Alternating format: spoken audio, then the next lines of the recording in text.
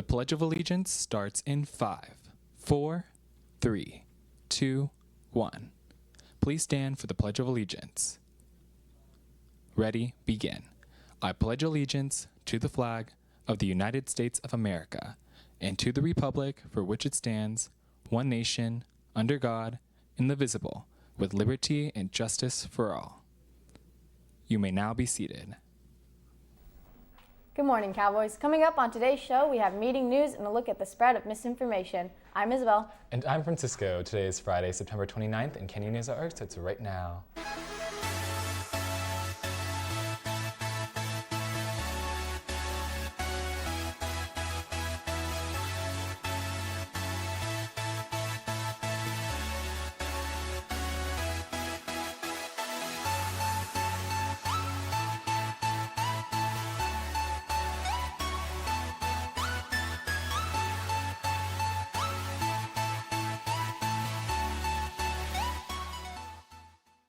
Welcome back, Cowboys. Fall break is next Monday and Tuesday, October 2nd and 3rd. During this time, the school offices will be closed. Also, students remember that Wednesday, October 4th, the day you return from fall break, is a late start bell schedule. Speaking of Wednesday, October 4th at 8 a.m. in H1, we will be discussing classes and opportunities for students interested in a career in photography or film. This session is a follow-up to the Dream Project presentation with Mike Rosenthal. However, anyone that is interested is encouraged to attend. In meeting news, Science National Honor Society meets today at lunch in room G101. Members, please remember to bring your dues. Checkmate, Chess, Yu-Gi-Oh! And other board games club will meet today in G117. Role Playing Club meets today after school in K3. Latino Dance Club meets today at lunch in D5. And Helping Hands will meet today in C7 at lunch. Seniors, it's about time to start college applications. If you are worried about paying for college, please plan on attending a free financial aid workshop, Tuesday, October 10th at 6:30 p.m. in the Performing Arts Center on COC's Valencia campus. Speaking of college, a college rep from University of Georgia will be here today at lunch in H1.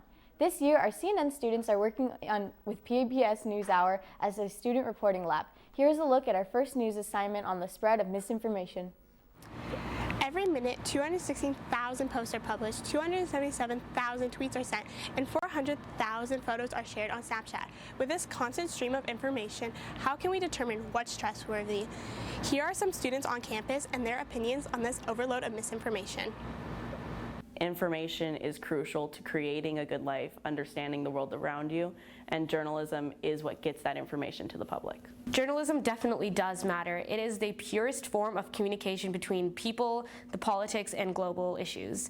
Without journalism, many people would be living in a state of ignorance. I don't necessarily think fake news is a problem so much as misinformation. People often are keen to take whatever information they're given right off the bat, sometimes without kind of thinking about where it's coming from or what it implies. I think the real problem is that a lot of people are exposed to so many different venues or platforms of journalism, and it's really up to us to decide what we're going to read, listen to, or watch. I think it's important that teens don't only get their information from social media, but they get it from a multitude of news sources. So they would not only read it from social media, but they would be able to expand their knowledge on the subject by reading from CNN, from Fox, from Huffington Post, etc. Because the best way to understand a subject is to gain more information on it from different viewpoints.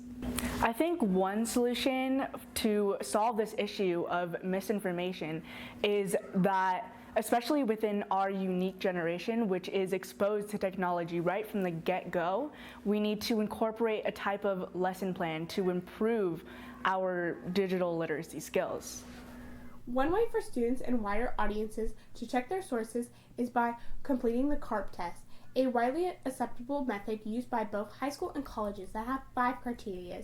Number 1 is currency. Is the information timely and current? Number 2 is relevant. Is the information important to your topic or search? Number 3 is authority. What is the source of the information? What are the author's criteria or qualifications?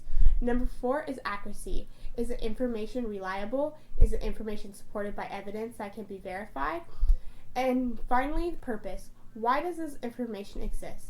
Use the test when considering a source and think before sharing. This is Ari Bogue Alaman reporting. Well, that's all for today's show. Be sure to keep up with us on Twitter at CHS News Network. I'm Francisco Simplicio. And I'm Isabelle Misropian. Thanks for watching CNN. Have a fulfilling Friday, Canyon High, and be safe and have a fun fall break.